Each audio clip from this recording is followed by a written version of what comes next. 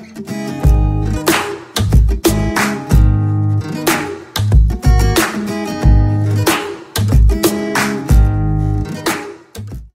bro, ok, donc j'espère que tu vas bien. Donc là, j'ai effacé sa stratégie, j'ai effacé le tableau, j'ai remis stratégie numéro 6. Donc on est sur la stratégie numéro 6 et on va voir la configuration. Alors elle est très simple.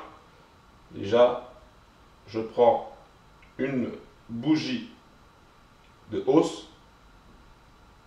Donc je rappelle que dans une bougie de hausse, on a l'ouverture qui se trouve en bas, ici là, la fermeture, et les mèches représentent le plus haut et le plus bas de la période de temps. D'accord? Donc ça, c'est important.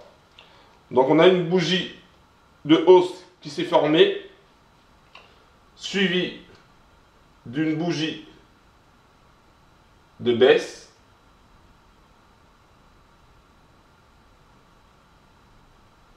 d'accord? Alors ici, la bougie de baisse, elle ferme au-dessus de l'ouverture. Ici, on a l'ouverture. Donc là, je vais mettre un O pour ouverture et un F pour fermeture. D'accord? Ici, on a l'ouverture de la bougie rouge et la fermeture. Et on voit bien qu'au niveau de la fermeture, donc du close, hein, j'aurais même pu mettre close, on est supérieur à l'ouverture. Ensuite, on a une deuxième bougie rouge. Alors, ça n'a pas d'importance au niveau de sa taille. Ça peut être grand, ça peut être petit, peu importe. Donc, on a ça. Et ensuite, on a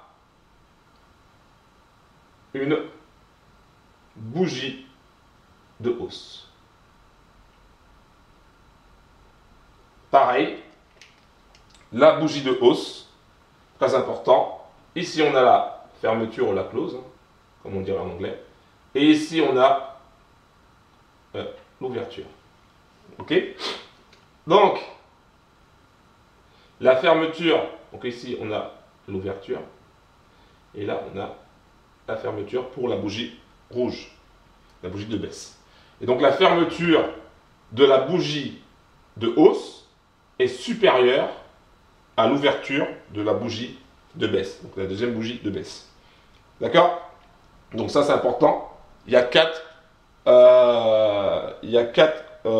bougies pour cette configuration pour l'achat. D'accord? Et donc c'est pareil pour la vente. Pour la vente, on a une bougie de baisse en premier, avec un plus haut ici et un plus bas ici, l'ouverture et la fermeture. Ensuite, une bougie de hausse, d'accord, dont la fermeture est inférieure à l'ouverture de la bougie rouge. Ensuite, une deuxième bougie de hausse pour finir avec une bougie de baisse, quasiment une englobante pour ceux qui connaissent. Donc ici on a, d'ailleurs je vais faire une vidéo d'ailleurs sur les configurations pour que vous puissiez bien comprendre aussi les configurations japonaises. Au fur et à mesure on verra ça. Donc ici cette configuration là c'est pour, donc ici on fait sell, ça veut dire qu'on vend, et ici là on buy. Ok, une fois que la bougie est close, terminée, donc une autre bougie va s'ouvrir, boum, on achète, on place le stop de protection au plus bas, et que si on vend, on place le stop de protection au plus haut. D'accord? Et donc le target profit, ça dépend de l'unité de temps que l'on a. Ça peut être une unité de temps de 5 minutes, à ce moment-là on va chercher du 5 pips, du 10 pips. Si c'est une unité de temps supérieure, on peut aller chercher du 15 pips, 20 pips. Et si c'est vraiment du H1 à H4, eh ben, on va chercher du 100, du 200 pips, etc. Donc, cette stratégie-là, cette configuration-là, eh ben, je l'ai nommé le sandwich, hein, d'accord, parce qu'on voit bien qu'il y a deux bougies de baisse qui est pris en sandwich. Mais c'est une configuration qu'il faut, alors j'ai oublié de préciser, ici, on a une tendance, donc on a, pas forcément pour celui-là, mais bon, on va le mettre quand même.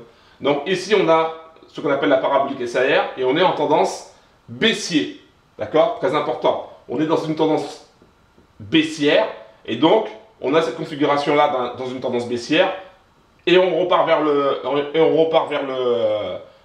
haut, d'accord?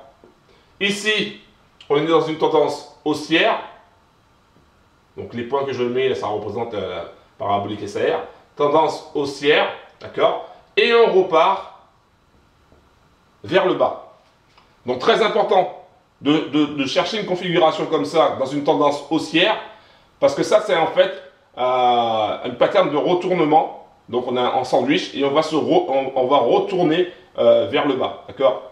Donc le marché va se retourner vers la vente, et là le marché va se retourner vers l'achat. Donc c'est important de comprendre que ça c'est des configurations de retournement. Ok, donc utiliser la parabolique SAR serait aussi adéquate dans notre cas, d'accord, ainsi que par exemple des moyennes mobiles ou autres. Donc regardez bien les bros, regardez bien la configuration que vous avez là, et ça va, ce sont des patterns de retournement, donc très important. Donc ça c'était la stratégie numéro 6. On va se voir pour la stratégie numéro 7. De toutes les manières, il y aura d'autres vidéos qui vont reprendre par la suite dans les détails chaque stratégie. Alors j'ai oublié de préciser aussi une chose, donc là on est dans une tendance baissière. Ici on peut très bien avoir, alors soit ici, ou soit là, le D de l'Harmony Scanner. Si vous utilisez l'Harmony Scanner, eh ben, vous voyez que le D apparaît là et vous voyez une configuration comme ça, c'est-à-dire le sandwich. Eh ben, vous savez que le prix va monter, et donc vous pouvez vous positionner à l'achat. Là c'est pareil aussi ici. Ici vous avez le D de l'Harmony Scanner, peut-être ici ou ici. Vous avez cette configuration là, sandwich. Donc vous attendez légèrement que le prix descende et vous vous placez à la vente. Donc ça c'est très important aussi si vous utilisez l'Harmony Scanner, si vous utilisez aussi le Web Analyzer, parce que ça va vous permettre de confirmer votre analyse. D'accord? Donc ça c'est très important. Ceux qui ne sont pas encore inscrits avec nous au sein d'IML, ben, je vous encourage vraiment à vous inscrire. Donc à aller en dessous de la vidéo et à cliquer sur le lien pour savoir comment s'inscrire, pour obtenir les outils d'IML, parce que l'Harmony Scanner est un outil vraiment très efficace qui possède un taux de réussite allant jusqu'à 80-85%. Donc c'est vraiment quelque chose de très, très intéressant et très efficace et ultra puissant qui va vous permettre de réussir. Ok? Donc on va se voir maintenant pour la stratégie numéro 7, une stratégie vraiment très très très puissante que je vous conseille de bien apprendre. Un gros big up.